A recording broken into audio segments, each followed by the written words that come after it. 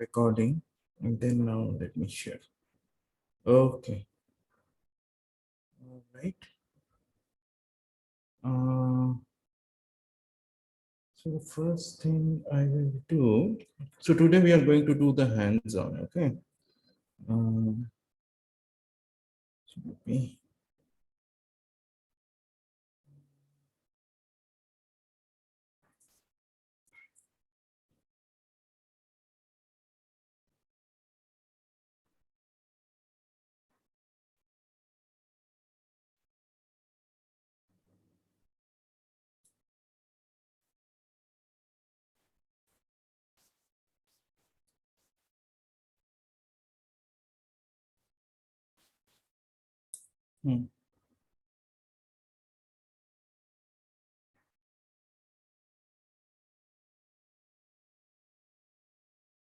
okay.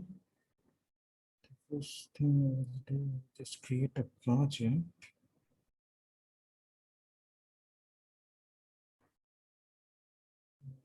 Just want to do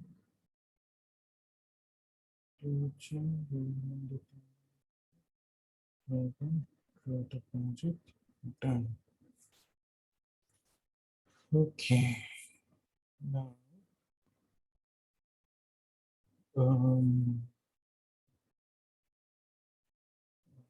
think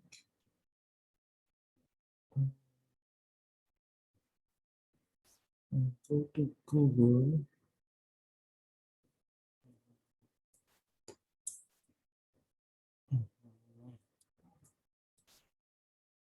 Okay.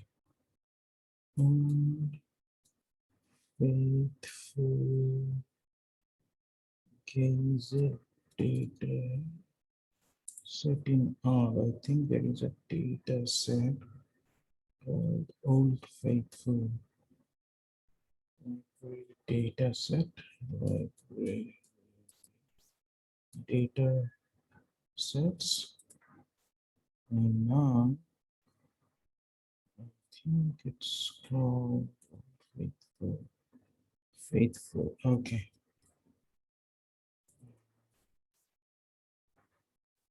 Yeah.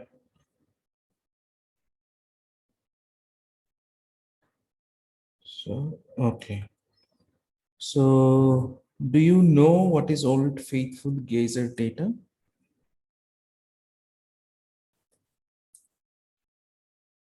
Hello? No, sir. Okay.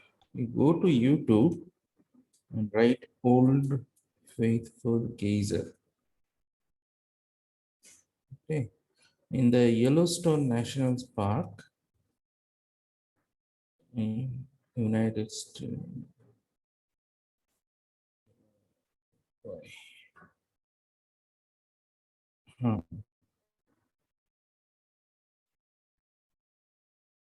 So if you go to this, if you wait for a while, you will see there is a geyser come in. It's a very hot water, and there is a Yellowstone National Park is actually says is below a very active volcano system. Does have a very active volcano system.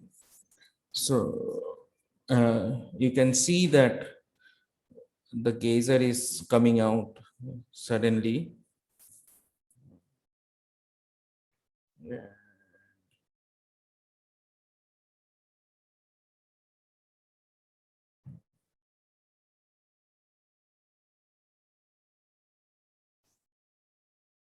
So this particular geyser is known as Old Faithful Geyser.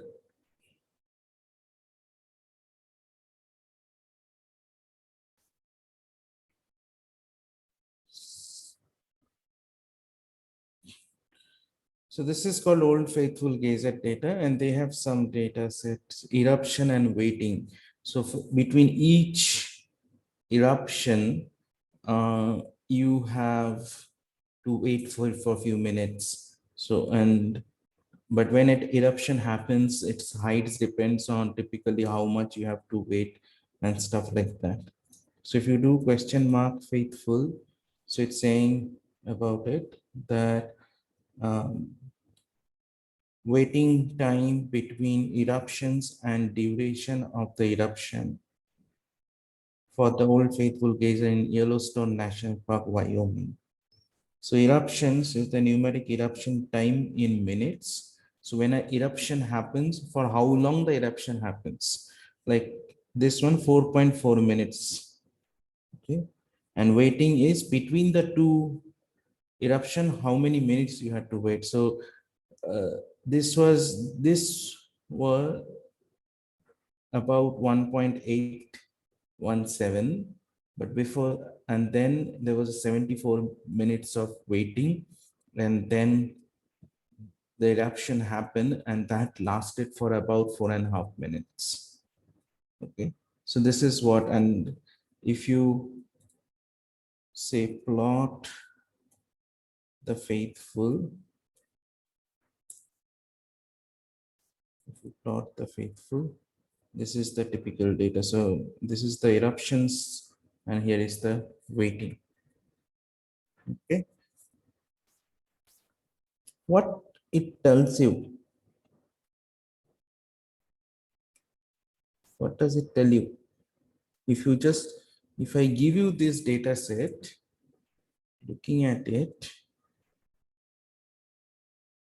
can you say something about the data?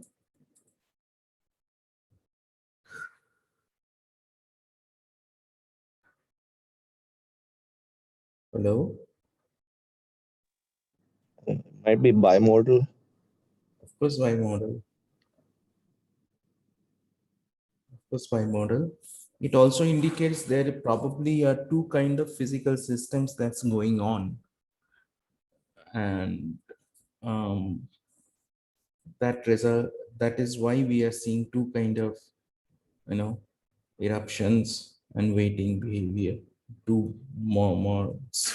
So what I will do is, if you do a histogram of, say, faithful, say, let's do waiting. So that's how the waiting distribution behavior to model. And if you do histogram of eruption, that is also sort of a two model behavior. So let us first try to do the weighting, because one reason I want to do the weighting, at least in the weighting, it looks like two, you know, bell shaped, the mixture of two bell shaped.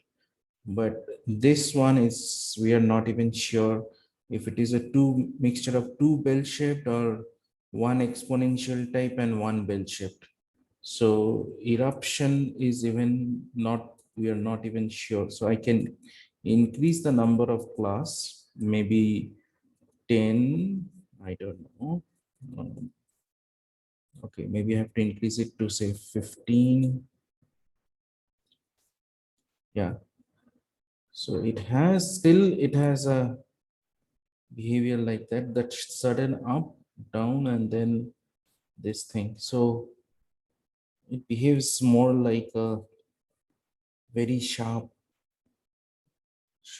up and then very sharp down and then another behavior. So let us try to first model the weighting, and then we will try to do a joint model.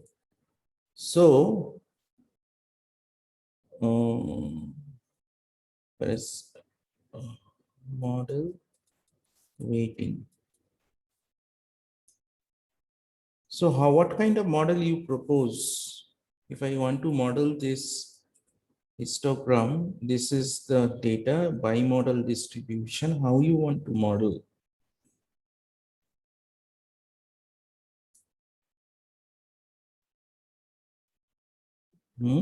I think it's called the Gaussian mixture model, right? Correct. So Gaussian mixture model, how you Right, Gaussian mixture model.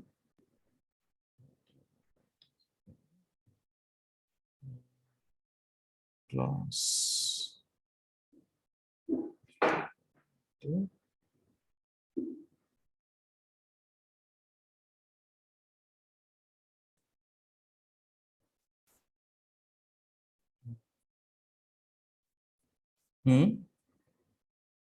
Any idea?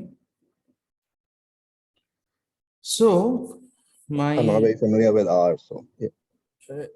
I'm not about talking about R. I'm Oh, just talking about the mathematically. How can you write? So suppose X is the waiting time. X is a random variable, which is a waiting time, because every time I don't know how much time I have to wait. If I reach, I just miss the current one, I have to wait for how much time? If you miss the one geyser eruption, next eruption might happen within 40 minutes, another eruption might happen after 90 minutes. So you may have to wait from somewhere in between 40 minutes to 1.5 hours, and you don't know when it will happen actually. Okay, next. So we are planning to model this guy as X follows some distribution f of x with PDF f of small f of x, CDF could be capital F of x. This f of x is a mixture of two normal distribution. Let's take two normal distribution. One is with mu1 sigma 1, another is another normal distribution mu2 sigma 2 p, and this will be mixture. So the x is coming from this normal with certain probability, and it will come from this normal with rest of the probability. Does that make sense? So I can think of this is normal mu1 sigma 1, this follow normal mu1 sigma 1, and it comes with certain probability when I'm drawing a random sample. And if this is following another normal mu2 sigma 2, this follow another probability, rest of the 1 minus p probability. Okay, are you guys with me? Hello, any doubt? No, sir. Clear? Fine. So how many parameters I have in this model?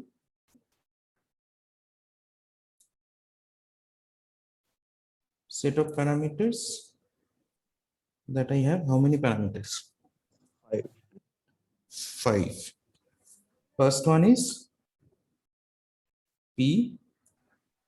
Second one is mu1 sigma 1, mu2, and sigma 2. So I want to estimate these 5 parameters, and I want to check whether I have done a good job or not. Okay. All right. So what is the first thing I would like to do? So the first thing that I would like to do is I like to write probability density function of this distribution. Okay. Fine. How do I do that?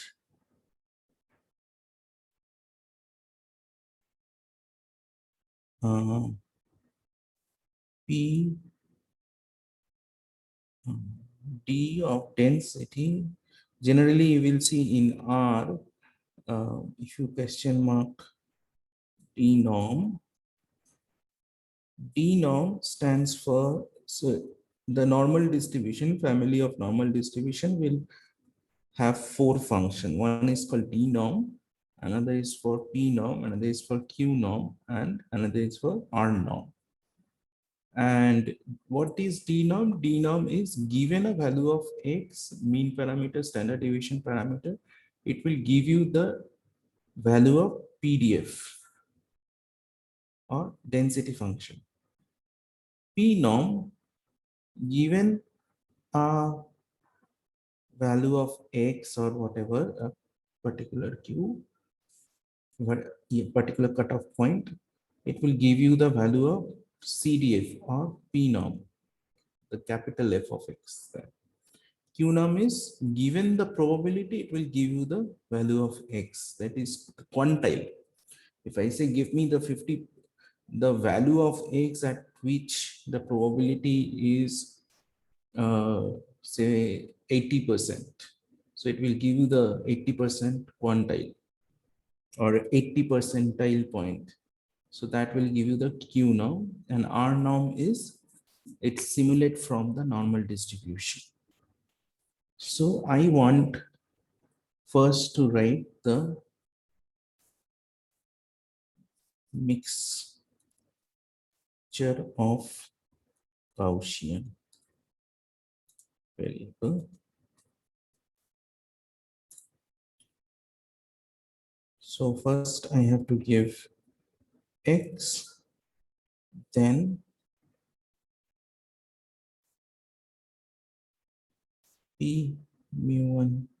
So right now I am writing it only for two mixture, but you can write it for generic mixture as well. But right now I don't want to make my life difficult. I just want to make it simple. Okay. Just to understand how our main goal, remember that, is to understand how Metropolis-Hastings model works or algorithm works. That is our main goal. So given a X, so first thing is D norm X mean equal to mu1 is D equal to sigma 1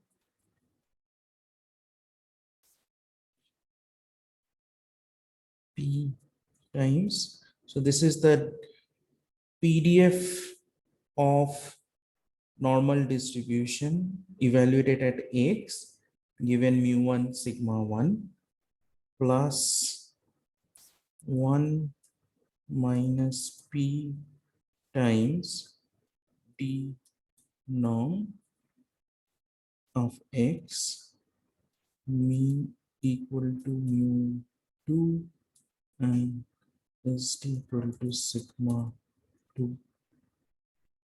is the PDF.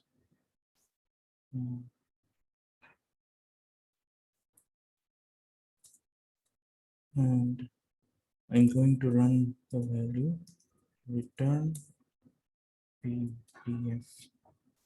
Okay.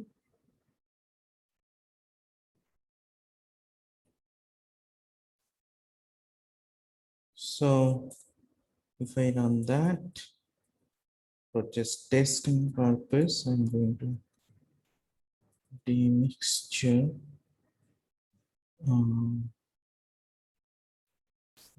to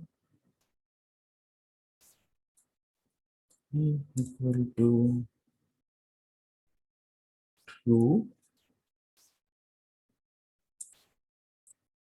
and then say I want to evaluate the value is around X, around 80.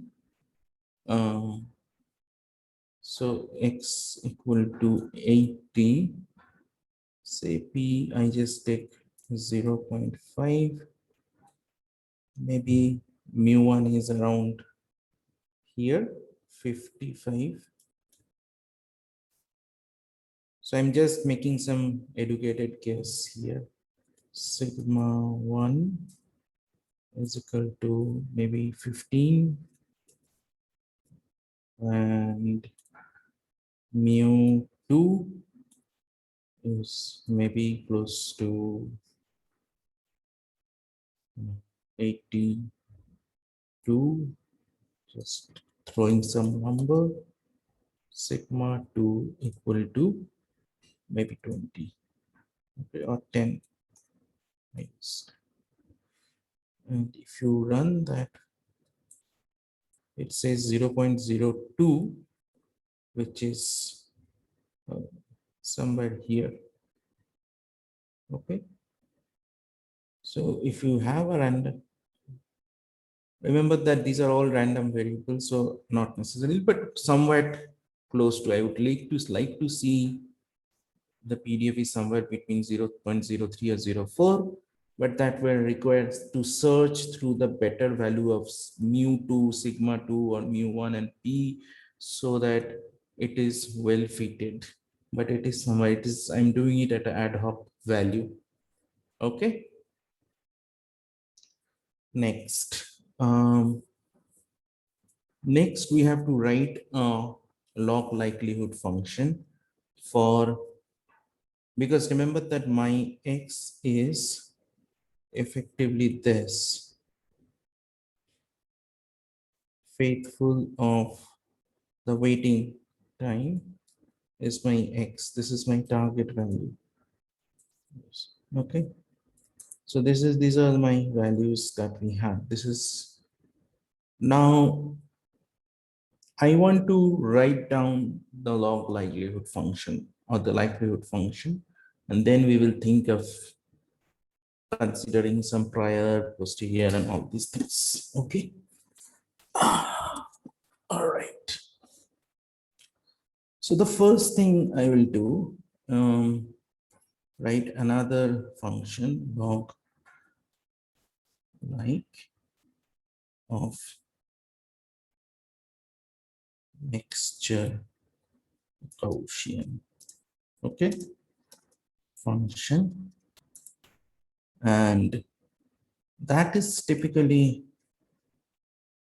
evaluated as theta and x. Now, what I'm going to do is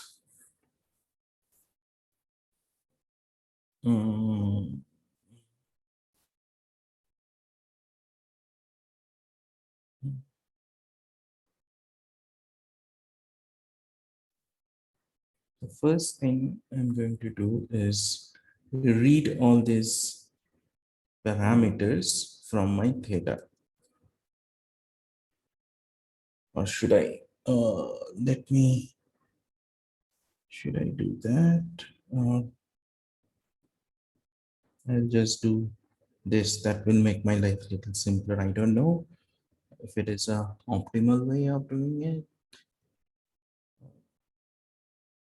No, let me do it as a theta, because it will help us to somewhat.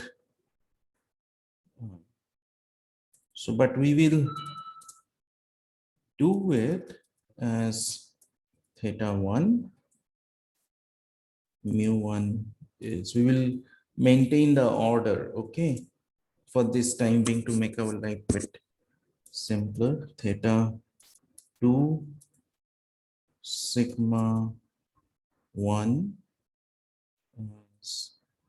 theta 3, mu 2 is theta 4, and sigma 2 equal to theta 5. All right.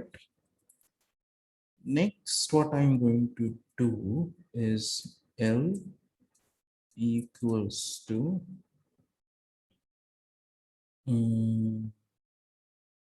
0. Do I need to do that? I don't think so. Let me try. Log of the mix x equal to x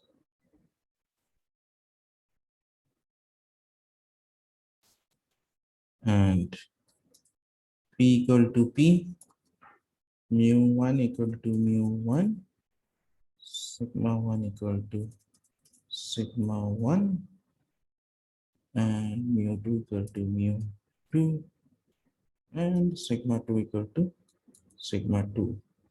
And then I will take sum of that.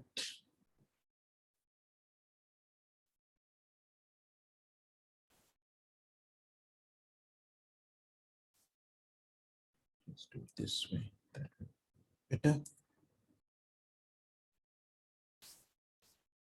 So now I will return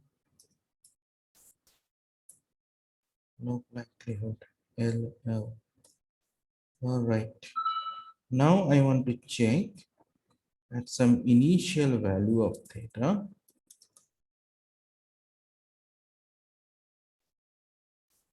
Initial value of theta method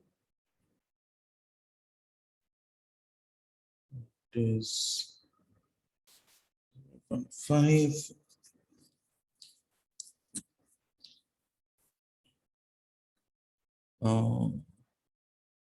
Maybe 50 and 15 and 75 and 20. These are some random initialization I'm trying to take. X equal to faithful dollar weighting and theta equal to theta dot init. So let me just run this. So it has given me run, and it is the log likelihood value of the mixture Gaussian distribution evaluated at some initial value. Are all of you with me, guys? Yes, sir. Anybody have any doubt? Please raise your voice and let me know. Okay. If you write to chat box, I may not be able to see, or I may miss it out. So if you have a doubt, please raise your voice and let me know. Okay. So now our log likelihood function is ready. Now we have to choose our prior distribution, and we have to choose our log prior distribution. So define our log prior. So what kind of prior we can think of?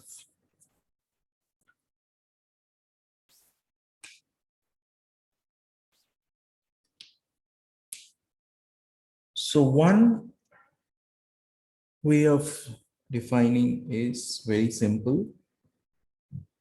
We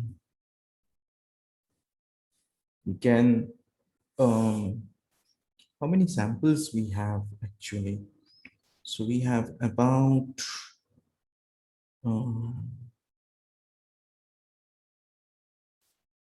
theta, right? Actually, we can define half-Cauchy distribution. We'll do that later. Maybe just can take. So let me just write it here.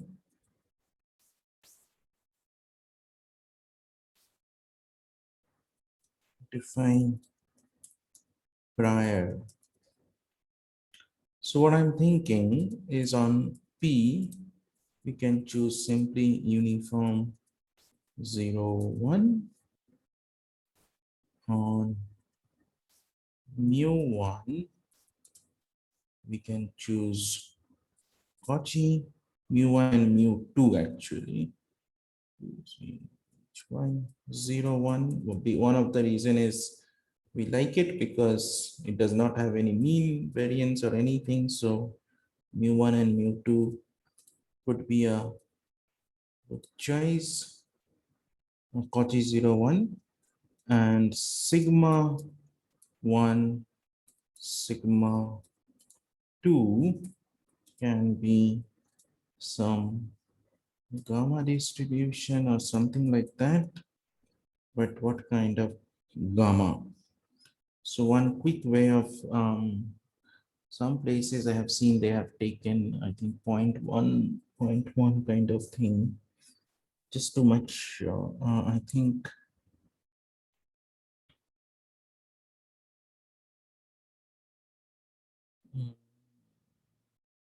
So I want something with a very large variance, basically.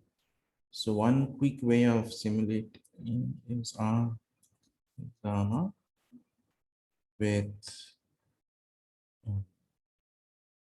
1000.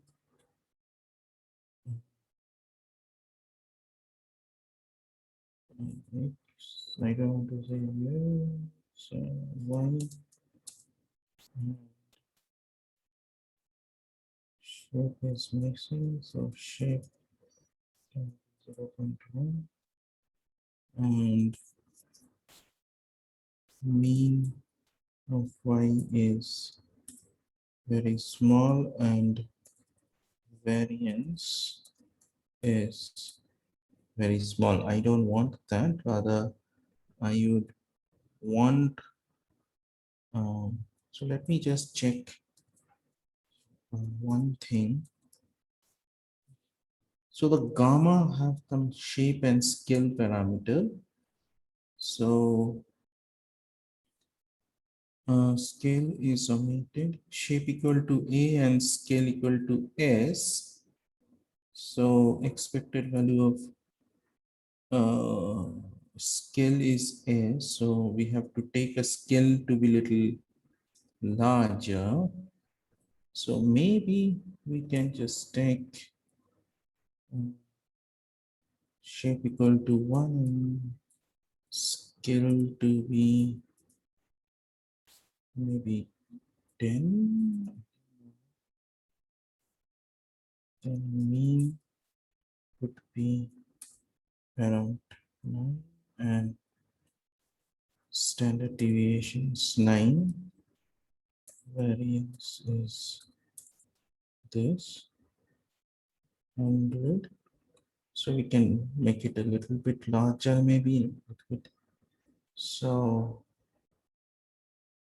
maybe 0.1 and 100. That will make the mean to be near still 10, 11. But standard deviation is now much larger, 37. And variance is 13,000. So we can choose. So this is a distribution R gamma with shape to be 0.1 and scale to be 100 is a distribution which has a mean around 10, but variance is really large.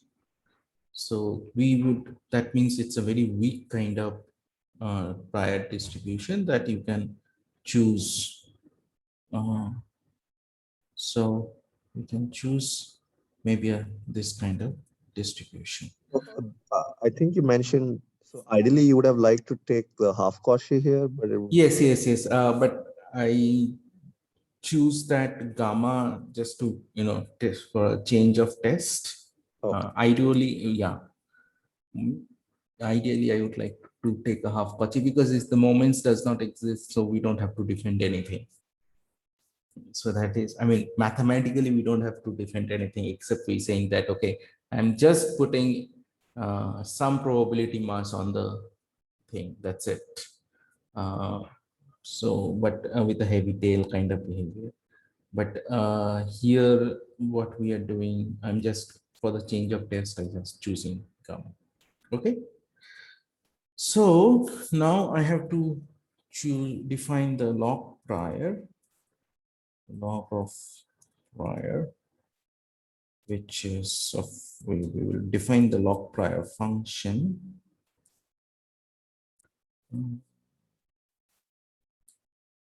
So P theta, of course, because that's what we did in the remember that this is in the log likelihood, it is given x and theta, that theta given x, that's how we write, and then prior is on the theta. So in the prior we will not consider data at all, only theta. So the bunch of thetas are here. I can just simply take copy these guys from here to here. And then D uniform of P, mean and max is already at 0, 1, so I don't have to do anything except I say log equal to false.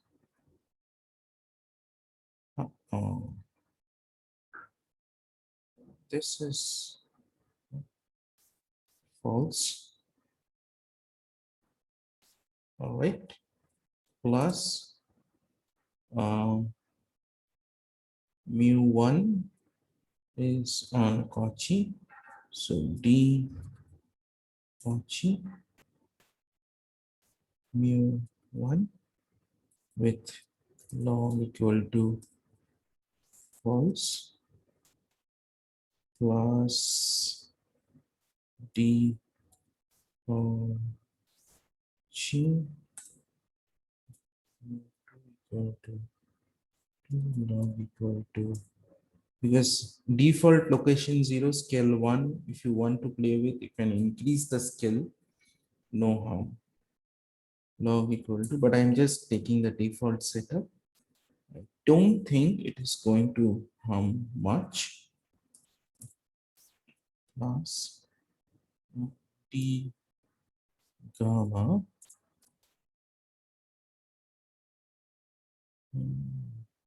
this will work.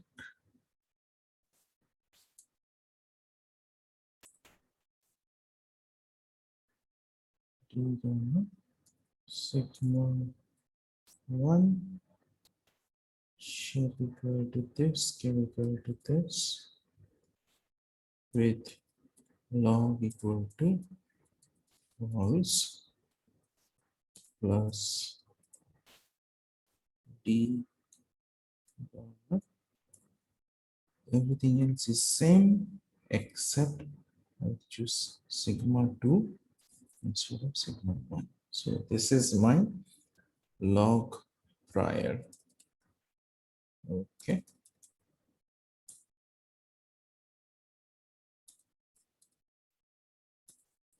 So I put a proper prior on all the parameters and then I return LP. Okay, nice. See, let me run the log prior. We have theta equal to theta initial value. Let us run, and it says just 1. So, and then Can you tell me why you've done log equal to false? I thought it would be log equal to true. because these are I want oh shoot, yes, log equal to true. I'm so sorry. Yes, it should be true. I don't know what I'm doing. Yeah. Okay, cool. Thank you so much. Yes, this makes sense. Okay, it's 0. All right.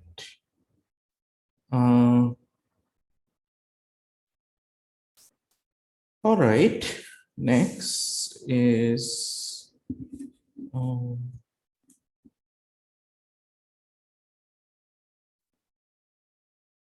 we have to do procedure,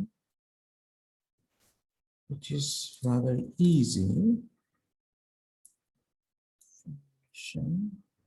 Remember that we don't know the numerical, the normalizing constant in the denominator.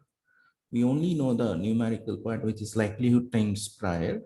So log of posterior will be log likelihood plus log prior. So in that way, I just copy this part, put it there, and then simply I say that log x equal to x, and theta equal to theta plus log prior is equal to theta equal to theta. This is my log posterior, and I'm just returning log posterior. So log posterior of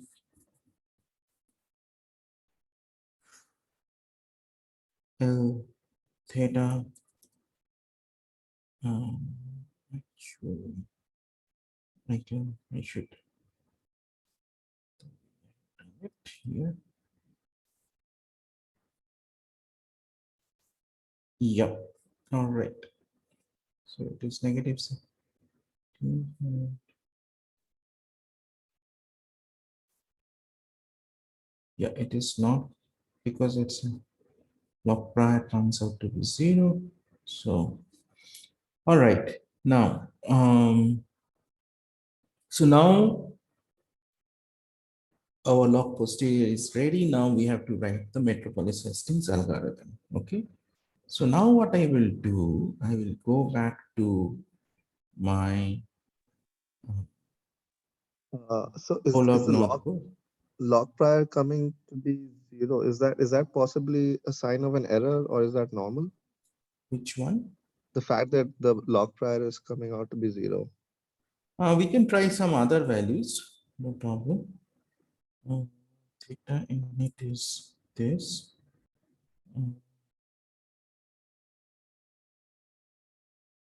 I am not.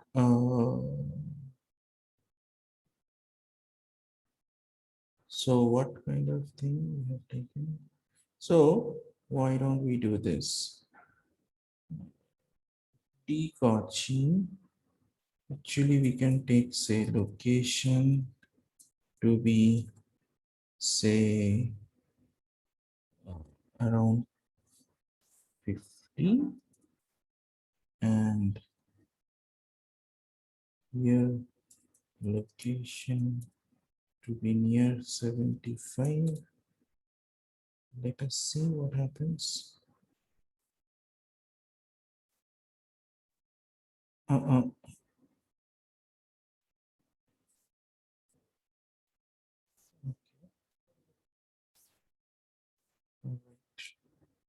You also have to correct the typo. I think you skipped the L in log. Yeah.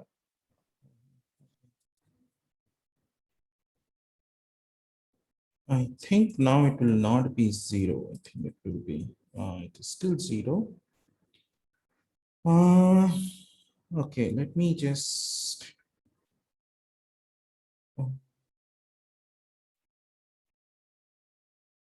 Let me just check. I think we are taking a prior which does not have any effect actually. Effectively, that's why it is showing 0.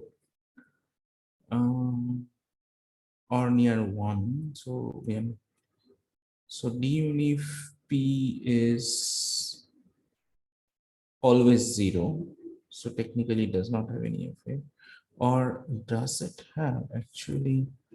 Let me see if that creates a problem, then okay.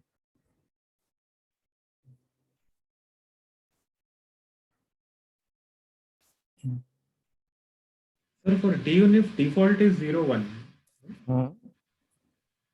Yeah. Uniform is default is 0. Yes. Yeah. So I think that plus thing that we have created now. So that is what created a problem. Because when we are doing it, this is by default, it is 1. Uniform 0, 1 density is always 1. So when you take log, it is 0. And then rest of the thing was not getting calculated. So that was a bug in the thing. Now, even if I remove this location thing, I think it will be still better. Yeah, it is negative 29.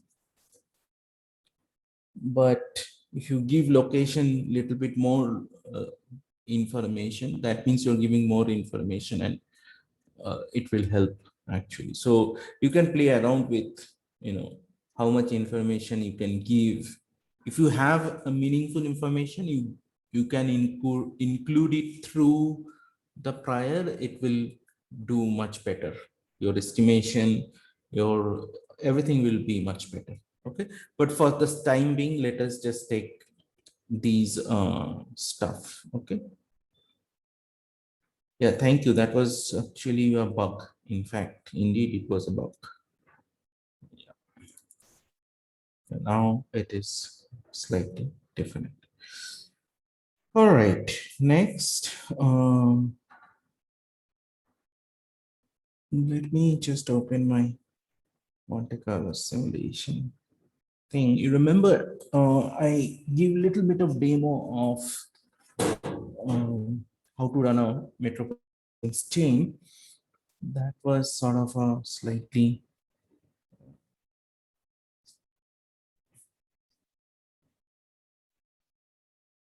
so let me go all the way at the end.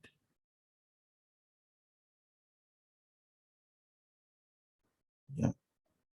So this is where I have implemented it. Yeah. So here is a half Cauchy, which we can try later. This is the log posterior. And we did it. Here we defined a proposal function. We will define proposal function as well. First, we have to write a function for this Metropolis-Hastings thing. Okay. So,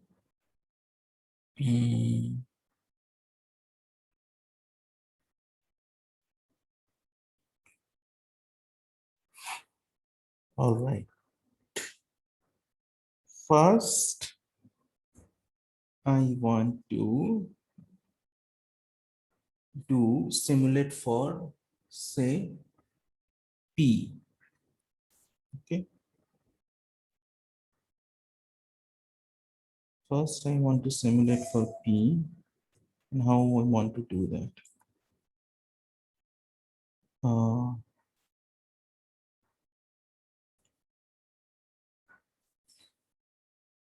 right.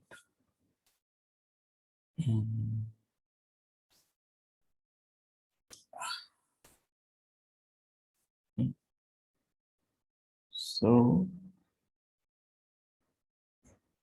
first I have to simulate from P. So the P, since P is always between uniform 0, 1, we don't know actually posterior distribution of P, how it will look like effectively. It could be bell-shaped, it could be tumble shape, anything, it can happen. But so what we can do, we can simulate from P from, say, uniform or unif 1. Now here is the things comes into the picture.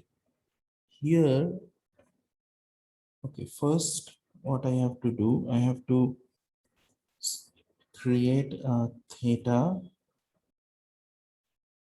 initials, or this are my theta initials. Okay, so or theta star. First, let me just do a simulation size. So first, I will take only 10. I will simulate 10 numbers so that I can see if the numbers are how the numbers are coming. And then what I will do, I can increase the simulation size anytime. So I'm going to compute, I'm going to create a matrix of NA with number of row to be this simulation size, and the number of column is effectively 5, and the column names are So this theta star, these are P, then mu1, then mu2, then sigma 1 and sigma 2. Sir, I think previously used a slightly different sequence now, mu1, sigma 1. And Did I? 15, 15. Ha, ha, ha. Okay. Let us maintain that sequence. Otherwise, we will get confused and it will throw some error. Yeah. Okay. Mu1, sigma 1, mu2, sigma 2. Very nice. Okay. All right. Now, what I have to do is I have to first in the first iteration, first I have to simulate for P. So the P will be from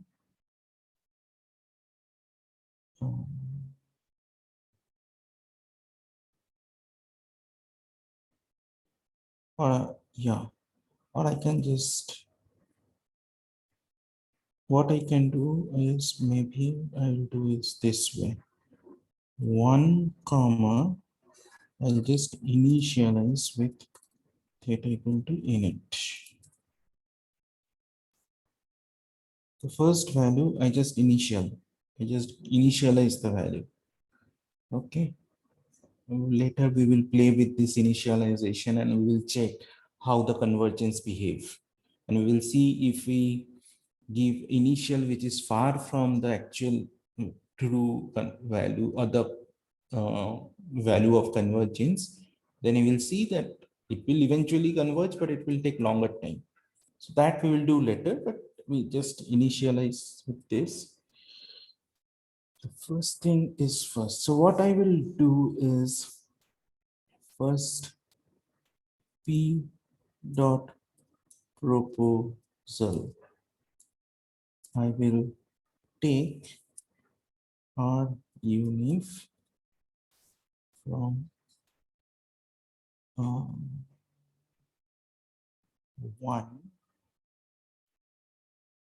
but here it comes an interesting part. So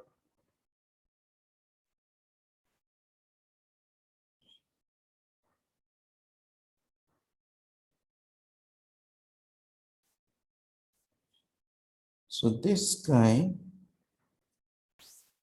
is 0.5 and I want this proposal value to be close to my initial value or so what I'm doing is this is my first iteration. I'm initializing it. My second iteration will be I will try to make a move, but I will not try to make a huge move. So I will try to make a move somewhere in the close neighborhood of this initial values. Okay. So my 0.5 is the value but I want to probably, if I just make 0 point multiply this value with 9.5, then what value I will get? 0.475. And if I multiply that value with 1.05, 1.05, what value I will get? 0.525. So what I want in the second iteration, I want a proposal to be somewhere in between these two range. Okay. Any doubt? So we can call it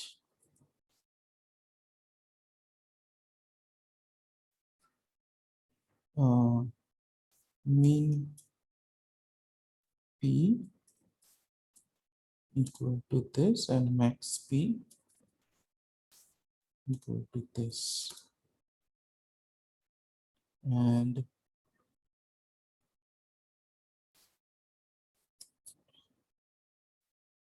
minimum equal to min P and maximum equal to max P. So if I do this, my next thing is 0.4959. So it make a move, but it make a move, small move. And I'm hoping that it will keep, this will create a, and second value, this second particular proposal, if it get accepted, then it will make a move towards the target distribution, but it will make a small move towards the target distribution. If it gets rejected, it will stay here only. Okay. So now I have simulated this proposal value, but what I want is, I want to check it out whether it gets accepted or not.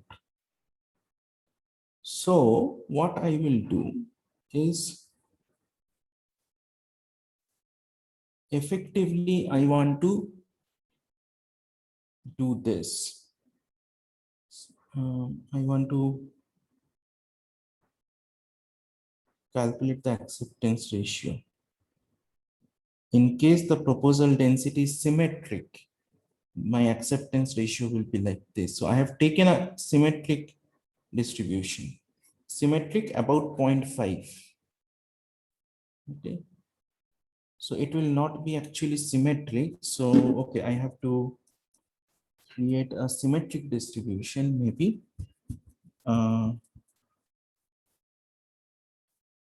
So maybe what I will do is just minus 0.05 and plus 0.05. So if I just take this,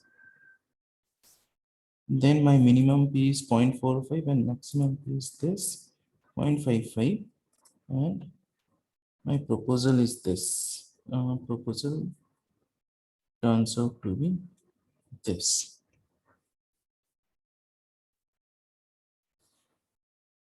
Okay, so this is what I want to compute.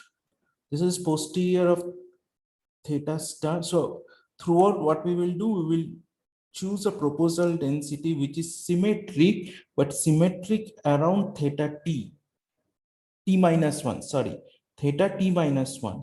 So what is my theta t minus 1? This is my theta t minus 1, theta 1. Remember that I'm trying to do this simulation for iteration 2. My iteration 1, this is my value, initial value, but this is my value.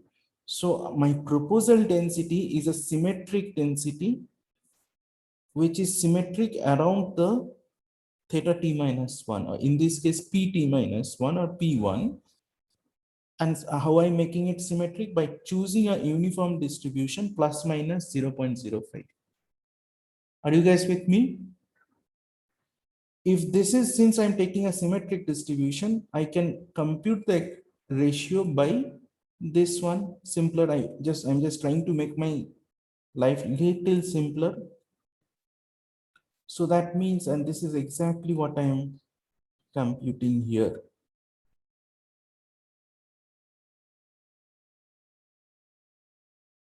Now, since instead of posterior, I have calculated log posterior.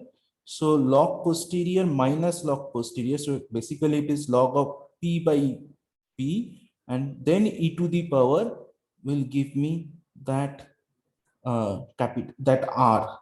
This is basically the r. Okay. So what I will do, I will just calculate this, copy this.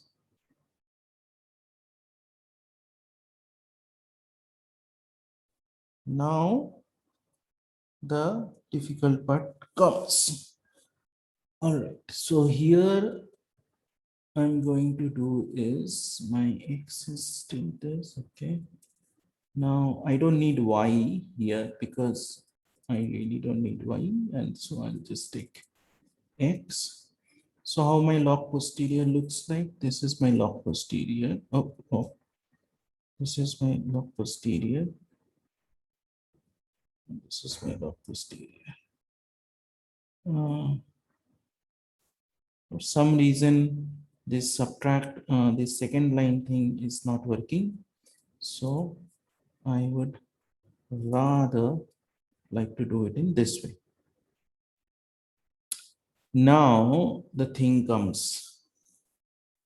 Remember that my theta star 1 is this. What I will do in the proposal, I have to write a proposal where basically first I will take the theta star 1. So I have created the proposal for P only. I have not created proposal for mu1, sigma 1, mu2, sigma 2. I'm just doing it for P only. You first take the proposal as this, and then proposal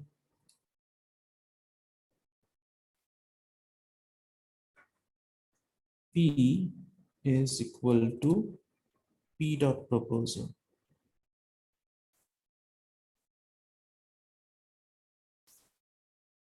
So now my proposal is, rest of the thing is exact same.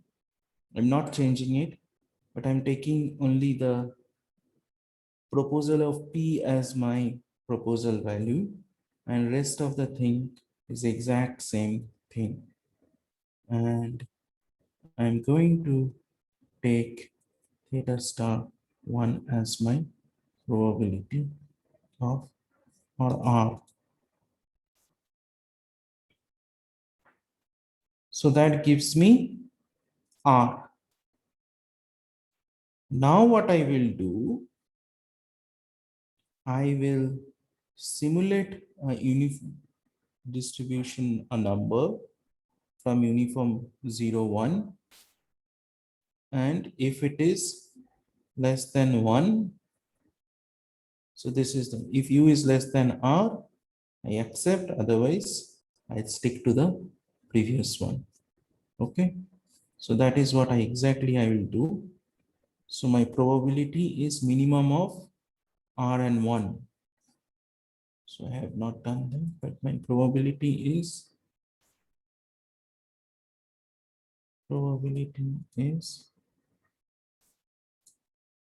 minimum of R1, and then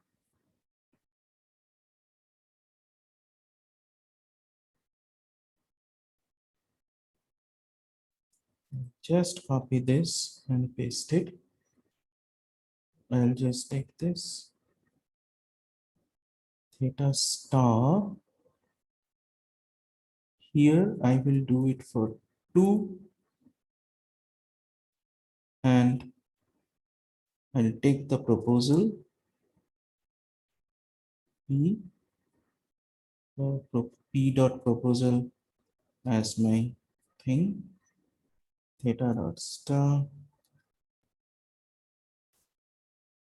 Else I'll just take P as the previous one, star as the previous value. Okay, any doubt, guys? Hello. Sir, now like this, we have to do for the remaining parameters also, right? Exactly. So we will do same for remaining parameters. So this is for only one. So you can think of like, oh my God, I have to do so much coding. So don't worry about that. There are a lot of enough packages and everything are there. Stan is there, everything is there, which will do the dirty job for you. So you don't have to worry about that. But why I am doing it, because so that you really understand the how Markov chain Monte Carlo really works.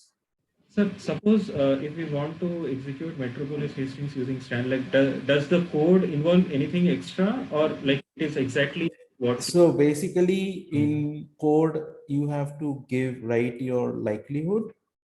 In Stan, you have to write your likelihood, you have to like your prior and posterior.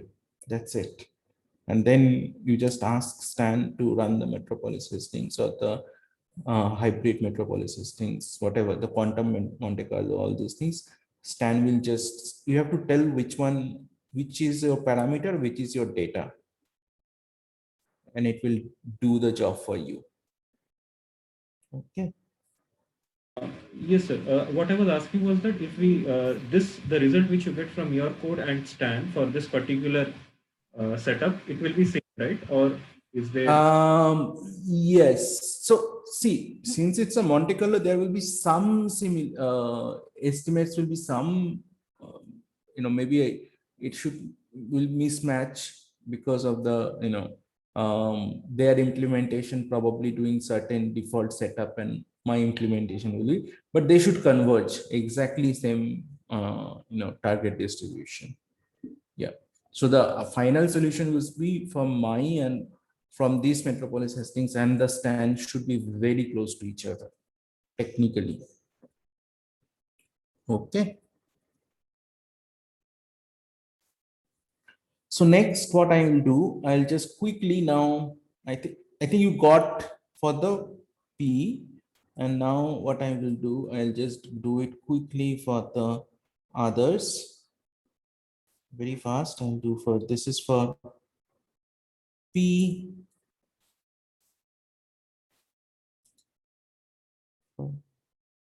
Metropolis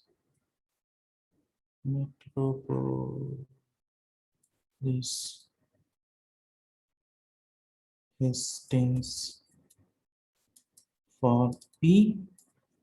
Similarly, we will do for mu1.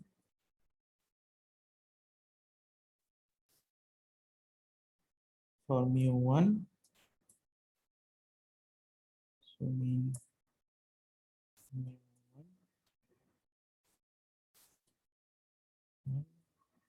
This will be mu1. This will be mu1.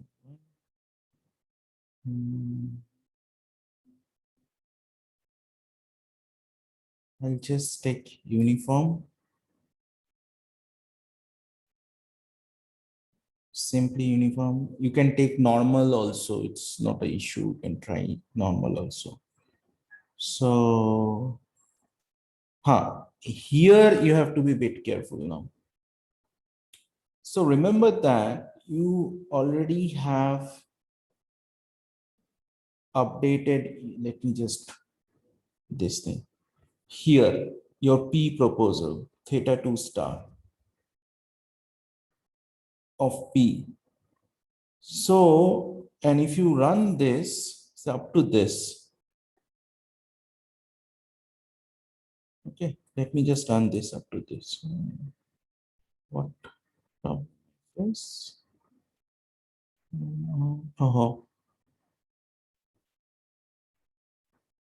So unused argument, log posterior, this will be theta. And this will be theta. Okay. Yeah, so let me just run from this step.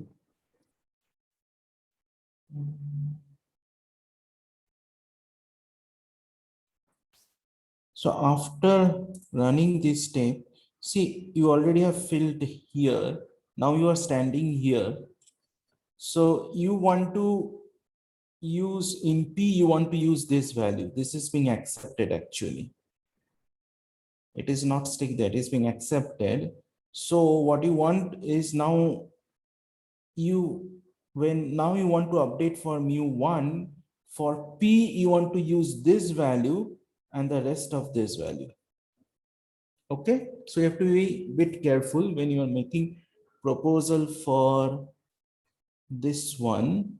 So what you have to do is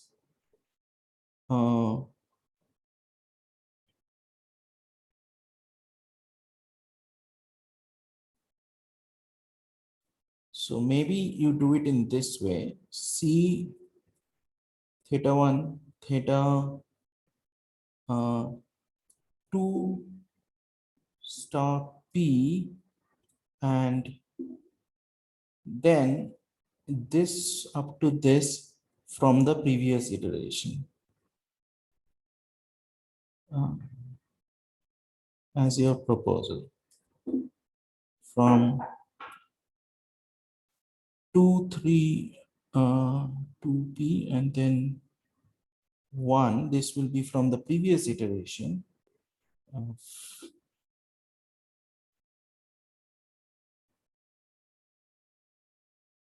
This will be mu1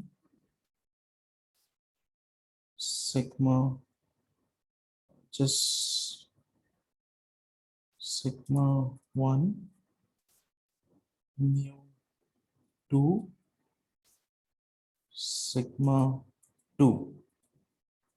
Okay, so if you run this, you see now your proposal is using this updated value for the P and 50, 15, 75, and 20 as the last from the that as your proposal. Okay, so now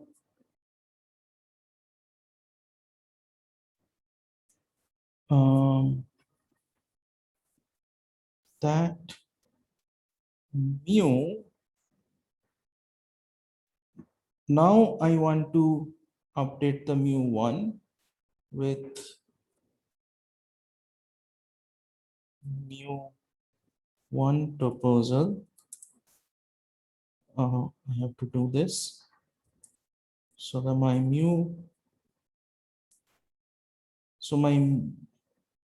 theta 1 star mu1 was, I think, 50, and now mu1 proposal is 49.95.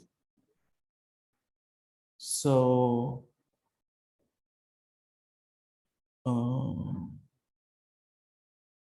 if I run this, this is my proposal. Oh, I have to do mu1 proposal. So 49.95 changed proposal.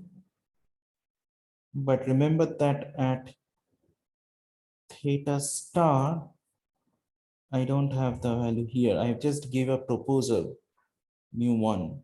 For the second thing, I just gave a proposal value. I'll do the Metropolis-Hastings. Either Metropolis-Hastings will accept this proposal value or it will stick to the 50. So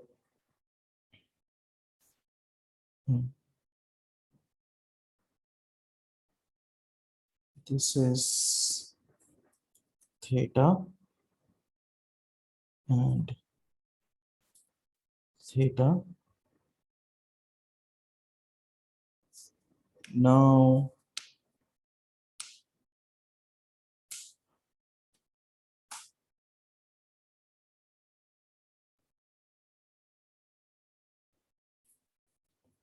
here actually I have to be a bit careful because in this I don't want to use, because one of the problem with the theta 1 star is it has the old P. I want to use the, here I want to use updated P, but the old mu1, and rest of the things are the older one. Because if you go there, if you remember that the way I discussed it here, the way Gibbs Sampler works, right? So if you look into the Gibbs Sampler, the way Gibbs Sampler works is first you simulate at the theta 0, you at theta 0, theta 3, you simulate theta 1, 1. Now here theta 1 is here and theta 3 is still the old value, and given the updated theta 1 and old value of theta 0 of theta 3, you simulate the theta 2. Now you theta 1, theta 2, you simulate the theta 3. Exactly same way we will do the Metropolis-Hastings as well. The same logic goes in the Metropolis-Hastings as well. So I will use this one.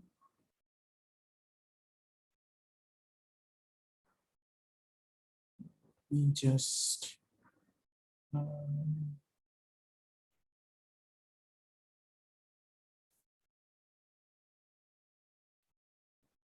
proposal and theta hat. I will just use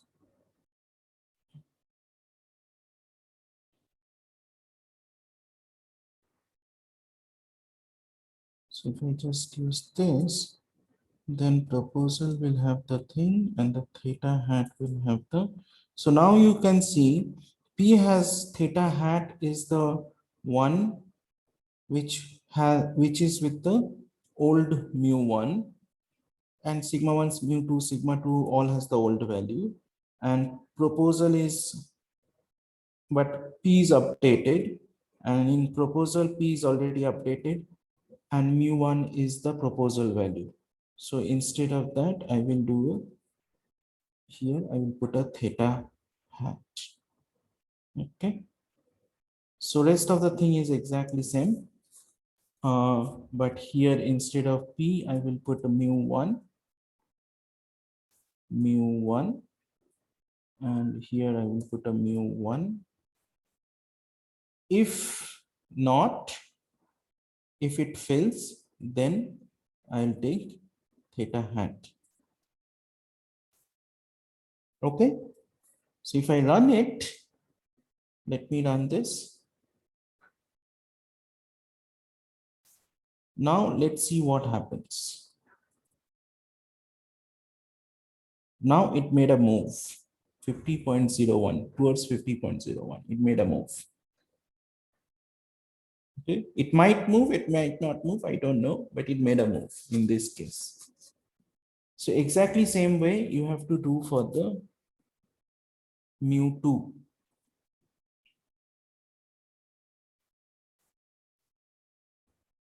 Sorry, sigma 1. Sigma 1. Sigma 1. Sigma 1. Sigma 1. Sigma 1.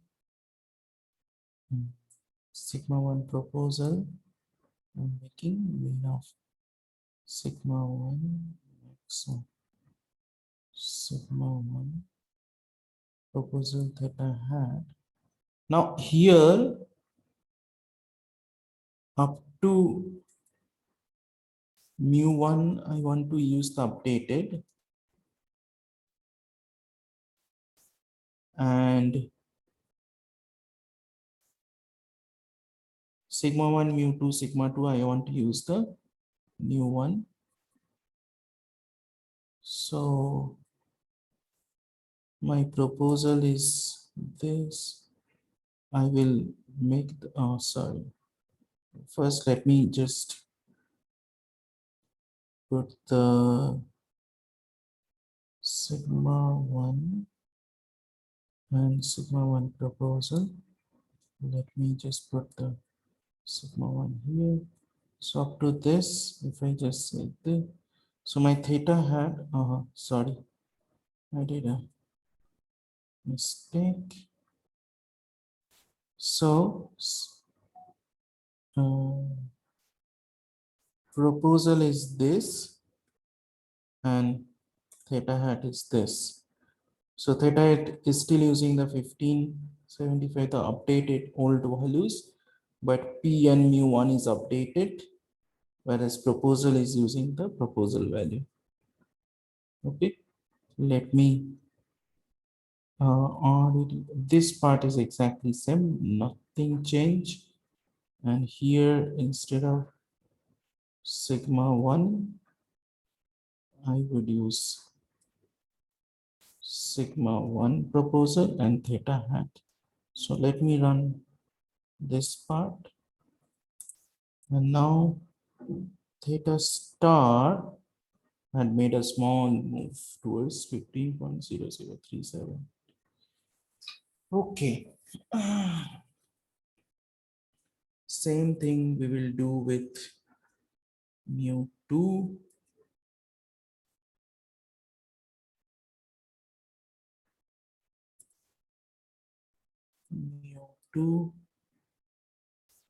mu2, this is mu2, this is mu2, this mu2 proposal. I have to take mean of 2 max of mu2. The proposal is up to sigma 1. I have to take the updated, and mu2 sigma 2 I have to take the older values, and this is mu2, this is mu1 proposal. Rest of the things simple, same. Mu2, this is mu2, this is mu2 proposal. Either I will take the proposal or I will take the older values. So let me run this through. Now my theta star is this one. Okay. And then finally I have to run for, sorry, this is for mu2. This was for mu2. Now I have to run for the last parameter, that is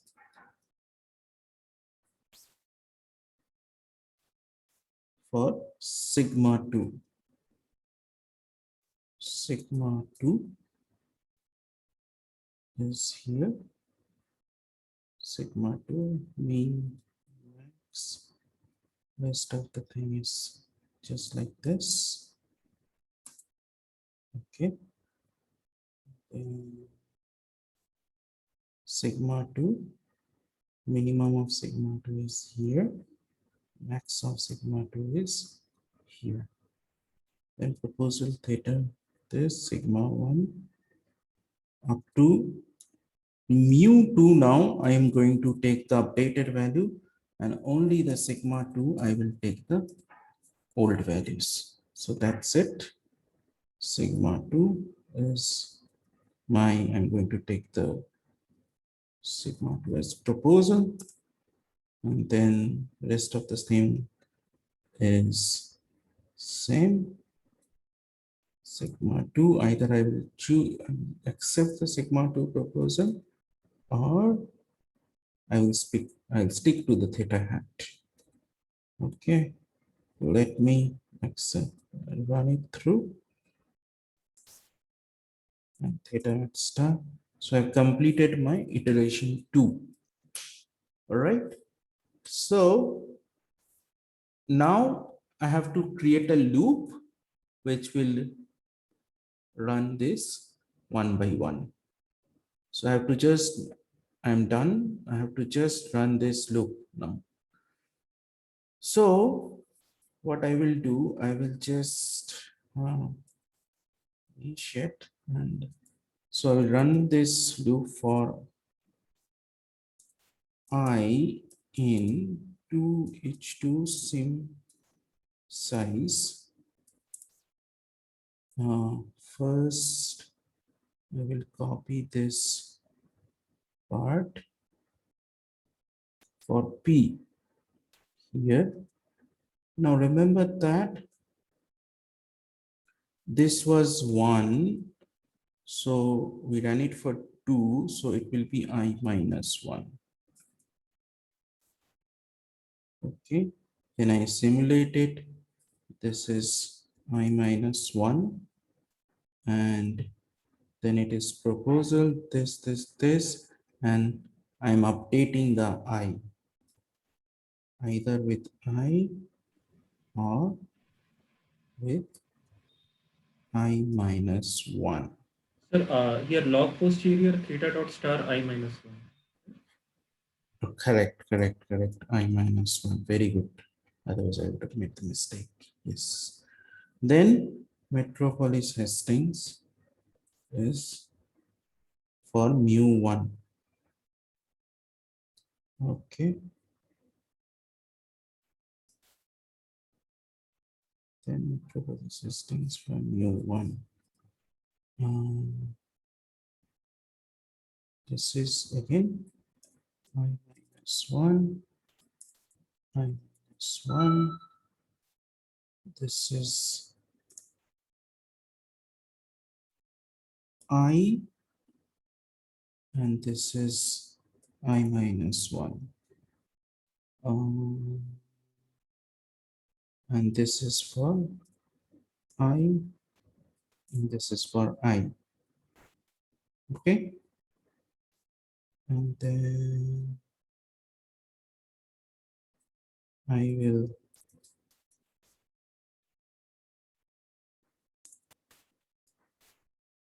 do it like this. Again, this is I minus 1. Do it for I minus 1. This is up to I, and this part is I minus 1. And this is I. This is I. Okay. Then mu2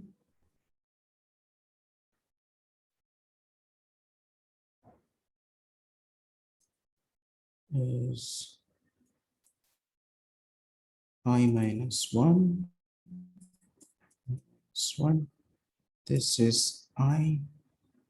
This is I minus 1. This is I. And this is I. All right. And this is my last one.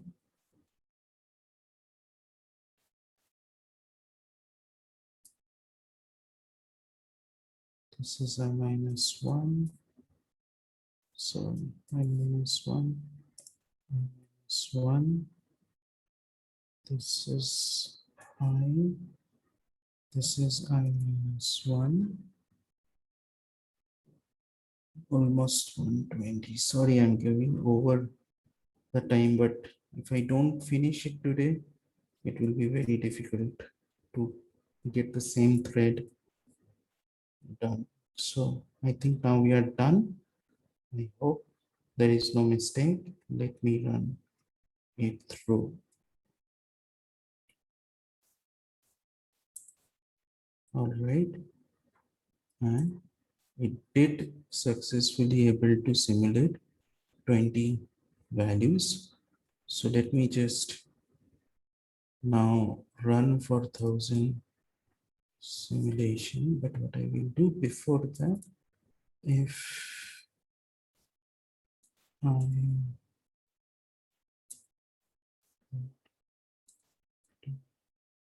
0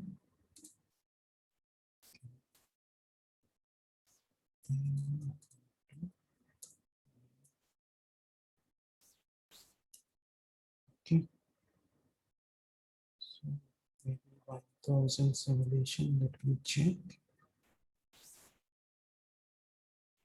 There is a mistake. Multiple of replacement length.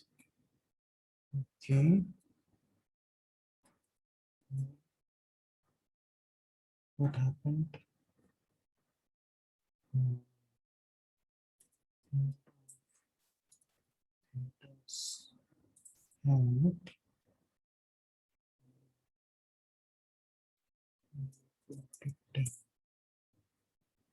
Theta star.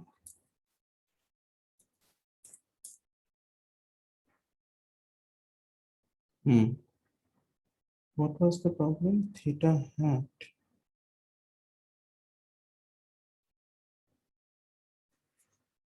Huh.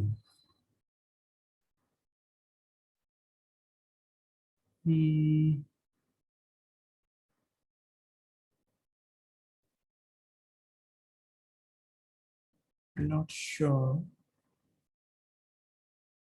why it is happening.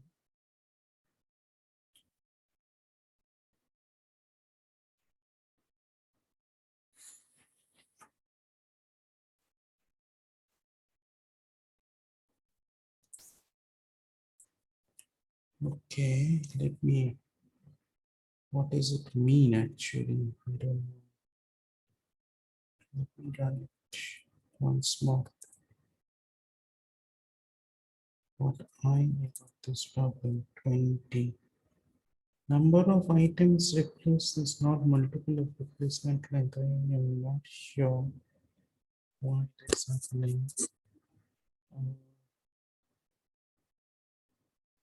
Hmm.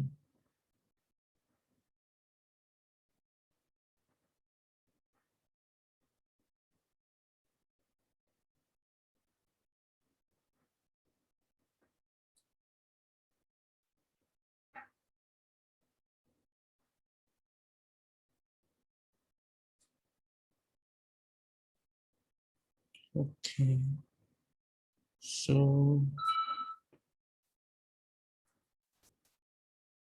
okay, so proposal is this. This is pretty cool. I think it should be theta dot star equal I equal to theta hat, because theta hat contains the entire column, right? All of it, right? Oh, right, Yes, sir. right. Yes.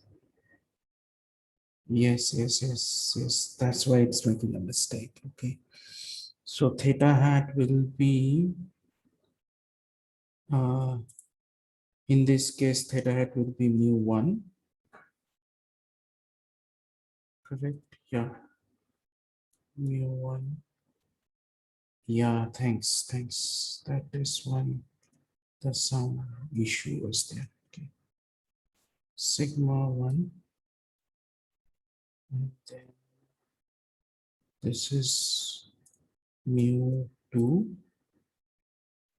And this is sigma 2. Thank you. This is definitely good catch. Yeah, I think now I hope. Okay. Finger crossed. Let's see.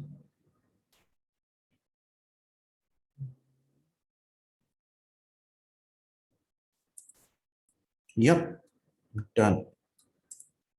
All right, perfect. Now what I'm going to do, this theta star is equal to theta dot frame is theta star. I'm just writing it this way. Apply theta star 2 comma mean. Then this will give me posterior mean of T15 is 18. P turns to be 0.04. So it looks like P did not able to converge. So P is always, I have found this particular distribution, I always found it's very difficult to make the P converge. And if P does not converge, then it's very difficult. Okay, I'll talk about it, why all this happens in this particular distribution. But anyway, so what I will do, I'll just say plot, say time series theta star as P. How did you observe that it has not converged? Okay.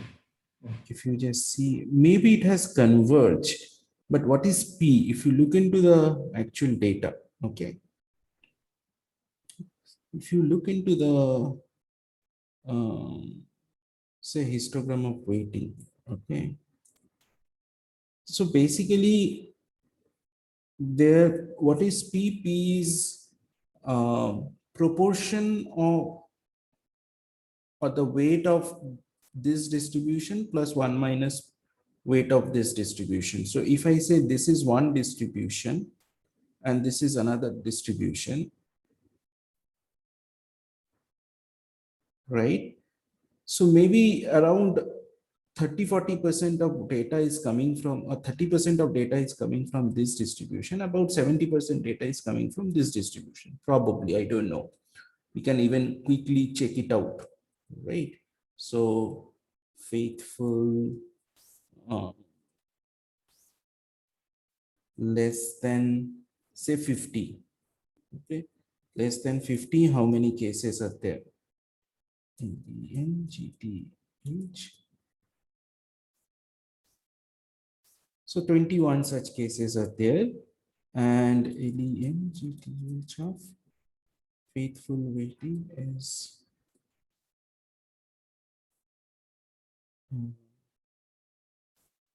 272. Oh, okay. Only 0.7% of data is actually coming from 50 or below 50. Doesn't look like. Anyway, interesting. So that way it's saying that my P is somewhere, it has actually, okay. So maybe it is actually converging. I don't know. It's saying around 5% is coming from the distribution, which mean is around 50 and standard deviation is 15 and mu2 is this and this. So maybe we have to, so but you can see that within few thing it has dropped 2.07 or very low level. So we could quickly plot over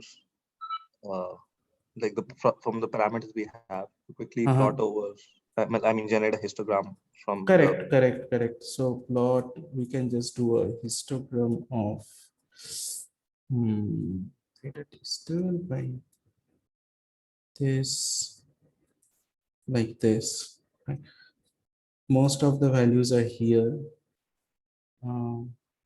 Similarly, we can do the other plot of the others, mu1 and the mu1 here. So first I'll do this one. So this one looks like all over the places, has not converged, but hovering around 50. So it's sort of a, it's not moving much. One of it the could also be the case that you have chosen mu1. No, this we have chosen, maybe it is too small. Okay. Okay, if I choose say mu1, for mu1 I choose say 0.5, 0.5, maybe it will choose, it will jump a little bit faster. Same for these guys. Same for these guys. Okay.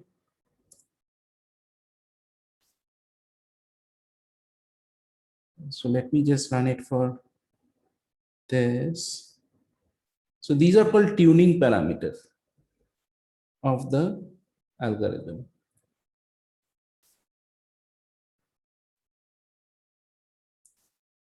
So now it is 0.31 and mu is 54, sigma is 7.72, mu2 is 78 and sigma is 7.76. I think now it has, probably it has.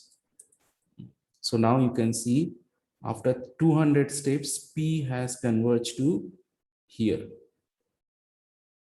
Histogram of, so we have probably have to discard the first 200 values or 300 values, and then we have to draw the histogram, but we will do it later. Then, so now you can see that it has first, it started with 50, make quite a few jumps, and now after 200, 300, around 300 or steps, it has sort of played a role. So that, so this is going to be going to play a little bit of important role. This 0.5, this is called tuning parameter of So every algorithm, optimization algorithm, will have some tuning parameter which you can't get away with. And that is what this tuning parameter is doing. So this is the first implementation of Metropolis-Hastings algorithm. I'm going to upload it into Moodle. You just play around with this algorithm, get yourself familiar with it. And we will next week, we will continue with convergence diagnostics and all these things. And second thing is we will also discuss how can we play around with little bit of alpha, the prior distributions and how it going to play different how it going to affect my Metropolis-Hastings. I'll give you some assignments, some other models, slightly offbeat models, which you will not find which you will not find a easy package available to implement it. So you have to write your own code. And then what I will do, I will probably spend quite a few time on Stan. Okay.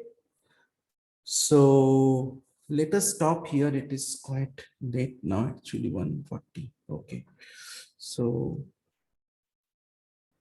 we will continue this way. I'm going to share this code with you guys, and I'll assign one or two little bit difficult model to work with, where try to implement the Metropolis-Hastings for those models. Okay.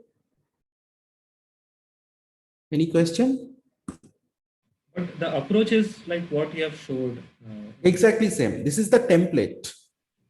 What I just showed you, it's the template. Now you have to implement it.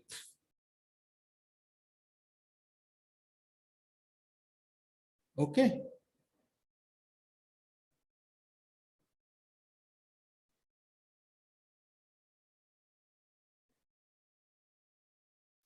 Okay, if you don't have any questions, so I'm just assuming you guys are okay for now, but I think you got the first template of how to implement the Metropolis-Hastings.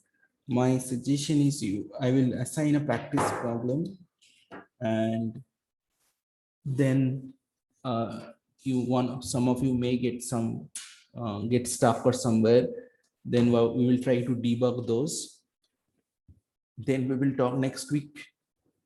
This next coming Monday, we will talk about the convergence of these algorithms. I mean, looks like it. I don't know whether it is properly converging or not. So we have to do a lot of some convergence, basic convergence check and all these things. Once we do the convergence check and all these things, I would like you to implement one model by yourself using Metropolis-Hastings, using the same template. Once you do that, then what we will do, we will try to move to Stan. Stan is something I think is a very good package to learn in terms of implementing. It's a very useful tool. I really think it's anybody who is aspiring to become efficient and become a implement real life data analysis using Bayesian technique. Stan is the state of the art tool so far. Okay, so we will definitely spend quite a bit of time on Stan. And then after spending time on Stan, if we have some time, we can spend time on hierarchical models, or we can spend time on hybrid Monte Carlo or something called quantum Monte Carlo. That we can decide. I mean, that's, but get up to Stan, I want to really do. Okay. Okay, bye. Take care.